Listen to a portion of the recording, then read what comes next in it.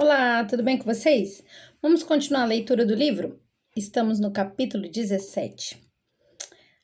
Eterno Pai, muito obrigada por esse momento. Continue falando conosco, que cada palavra aqui seja direto do teu trono sobre nós, para o que precisamos ouvir e ser revelado. Muito obrigada. Amém.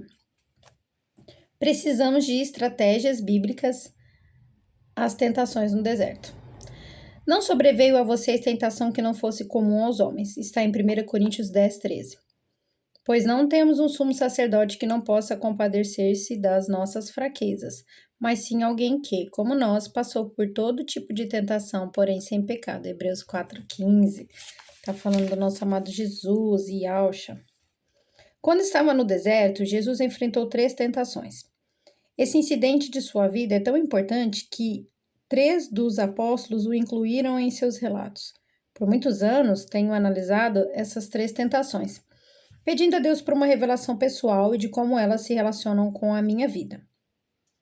Jesus falou que todas as tentações são comuns a todos os homens e que ele sofreu todas elas, assim como eu e você.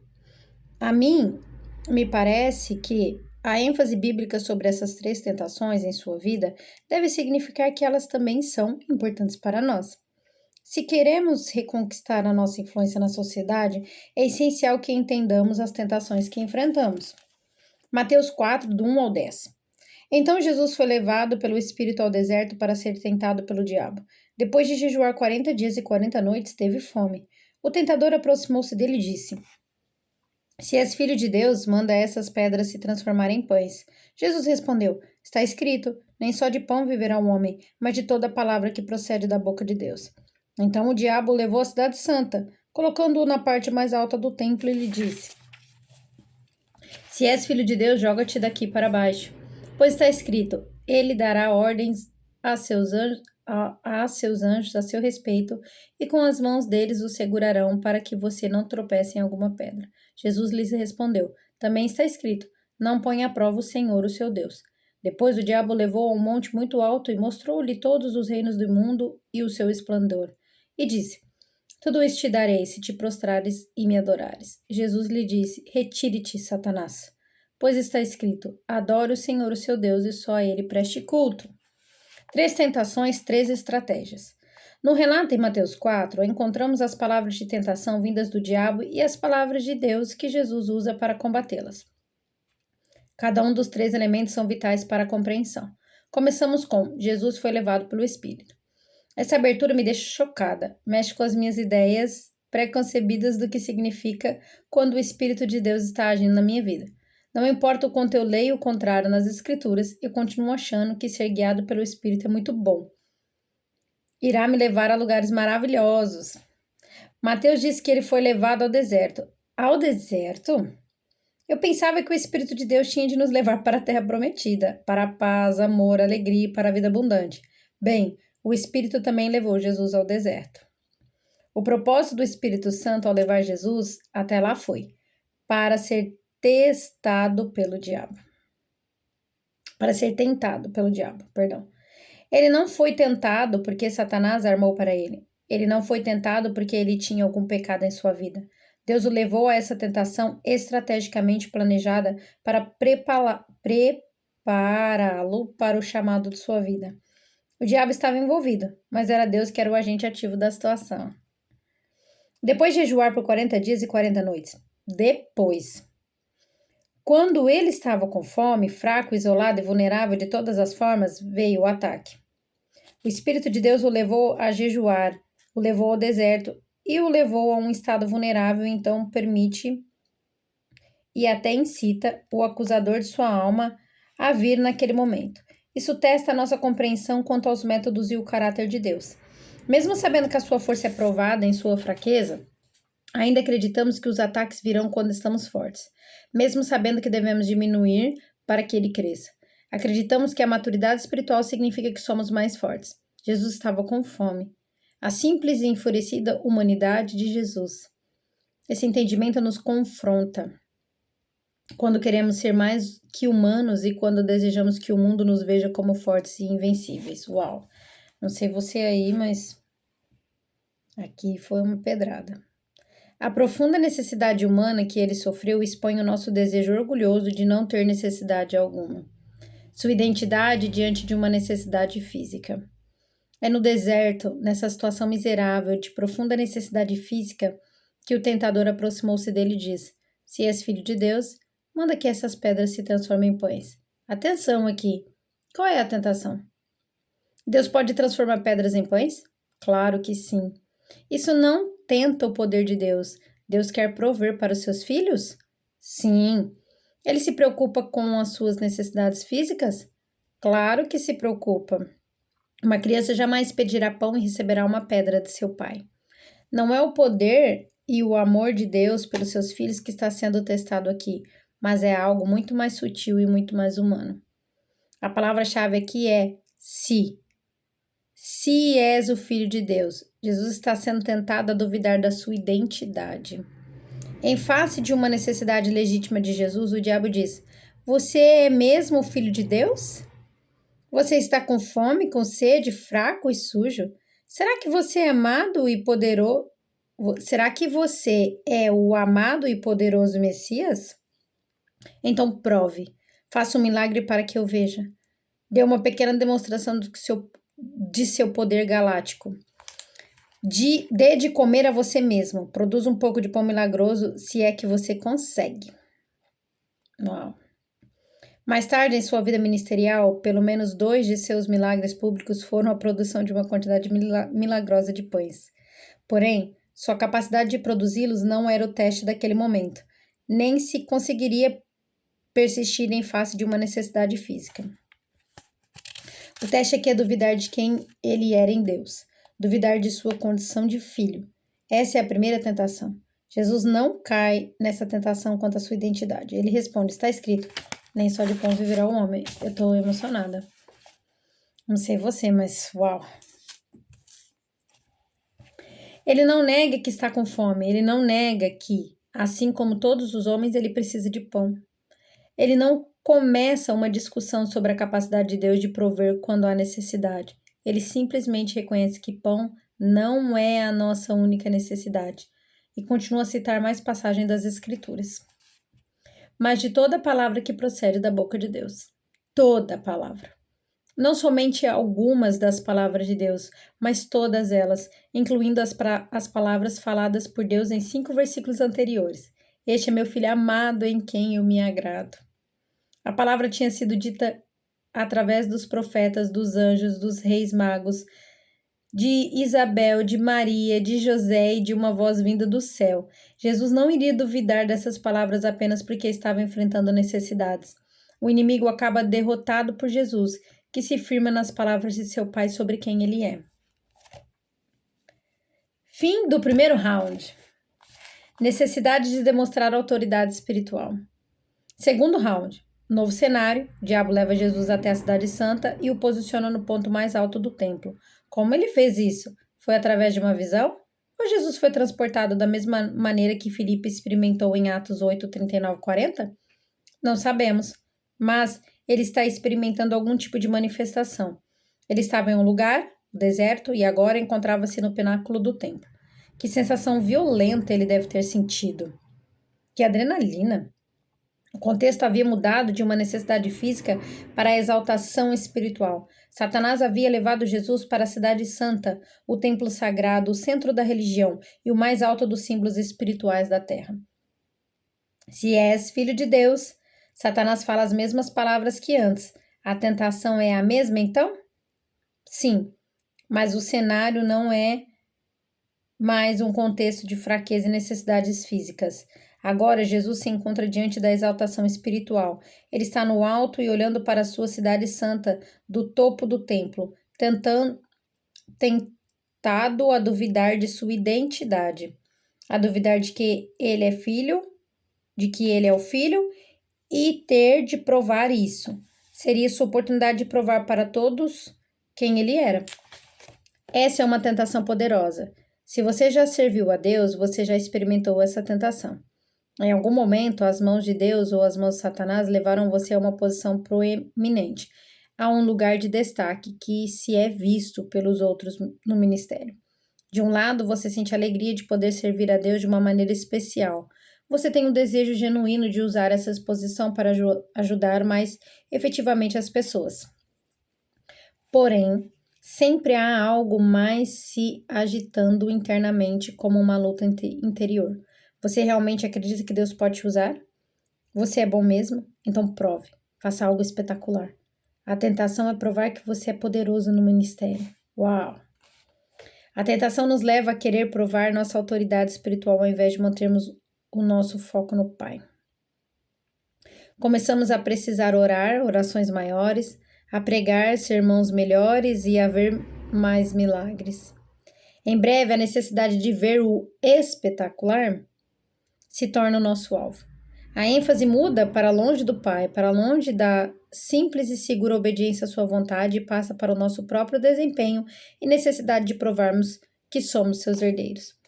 A essa altura, Satanás desafia Jesus a se jogar para baixo do templo e ainda lhe dá uma razão bíblica para fazê-lo. Está escrito: ele dará ordens a seus anjos a seu respeito. Sempre que somos tentados na área religiosa ou espiritual, Satanás irá colaborar com o versículo da escolha dele, auxiliando-nos a justificarmos as nossas inseguranças e nos levando a acreditarmos que estamos mesmo fazendo a vontade de Deus. Pensamos, isso não tem nada a ver com provar minha espiritualidade. Eu estou dando uma oportunidade para Deus provar quem Ele é. Mas Deus não precisa provar quem Ele é. Uau! Agora Jesus responde. Está escrito, não ponha à prova o Senhor, o seu Deus. Jesus sabia que não estava na terra para defender seu Pai, mas para obedecê-lo. Nossa! Cumprir sua vontade e demonstrar quem é o Pai. Sua função não era criar circunstâncias difíceis para que Deus pudesse provar seu poder ou fidelidade. Jesus não estava aqui para provar e testar a Deus, mas para servi-lo.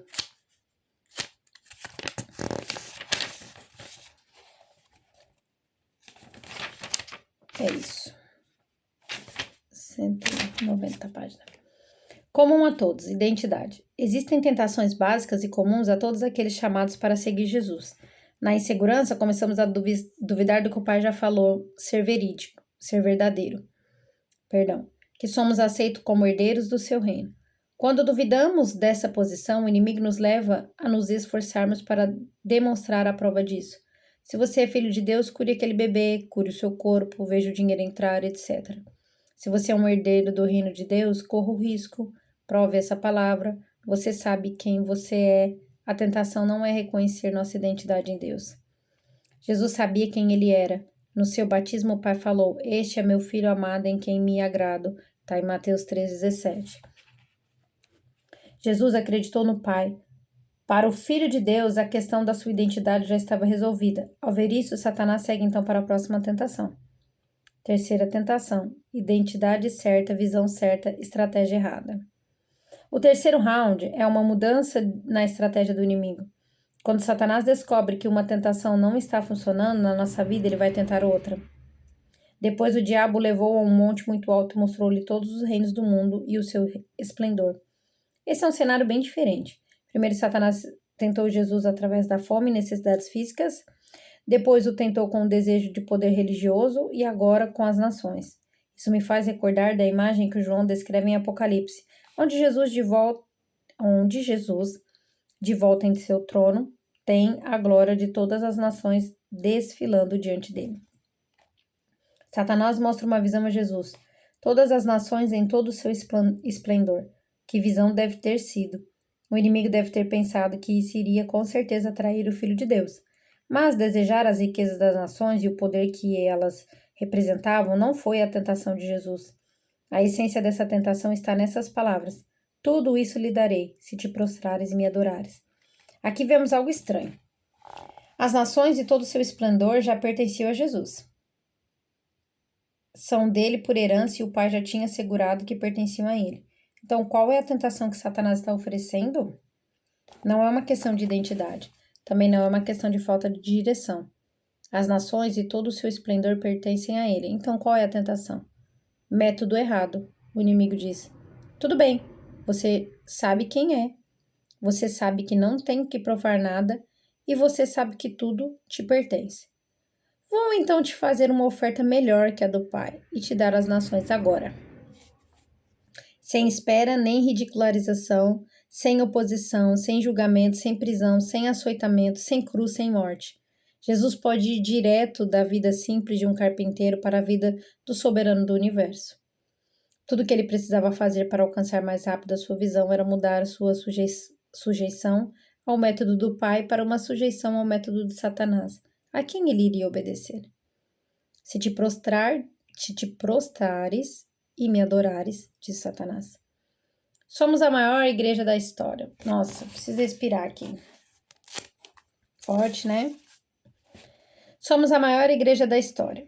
Será que em momentos estratégicos na história da igreja, essa terceira tentação pode ter atrasado os propósitos de Deus nas nações?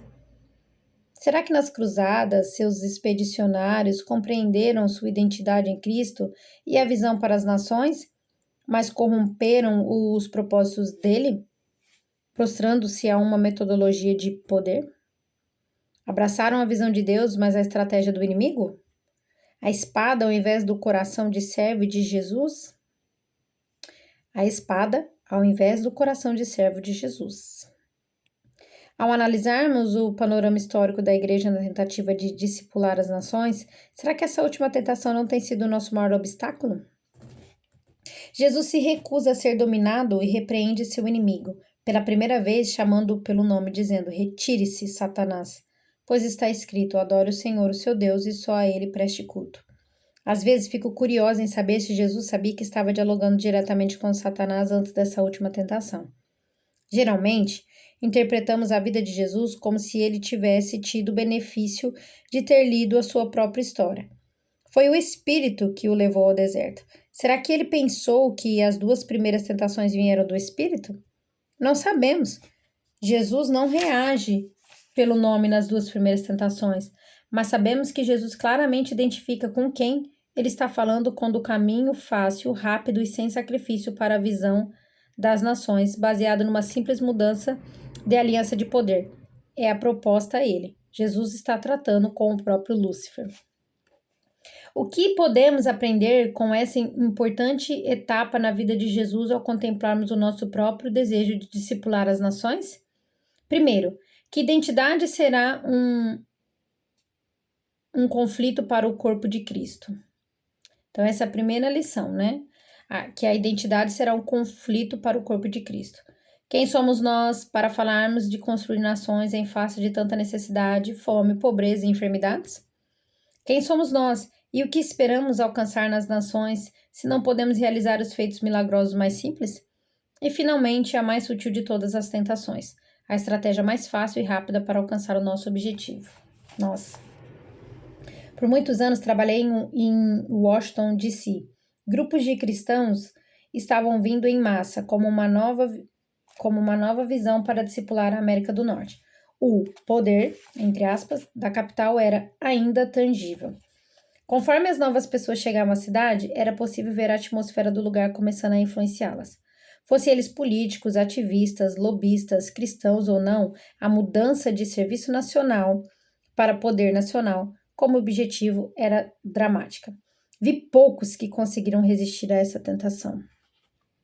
Ao estudarmos as vidas de Daniel, Esther, José, homens e mulheres que influenciaram profundamente suas nações, nós estamos estudando a vida de servos e escravos. Deus os usou em suas fraquezas.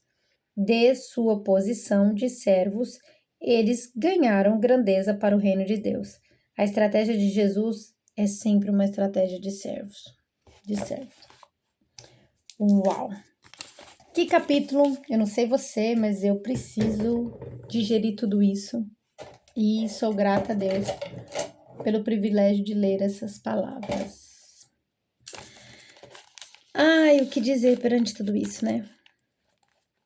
Não tenho nada a dizer. Eu preciso refletir. E há momentos que devemos entender que não temos que dizer nada, temos que refletir. Eu espero que essas palavras te alcancem como me alcançou agora, como flechas. E que seja a resposta de Deus para você, assim como foi para mim. Um beijinho grande e até a próxima.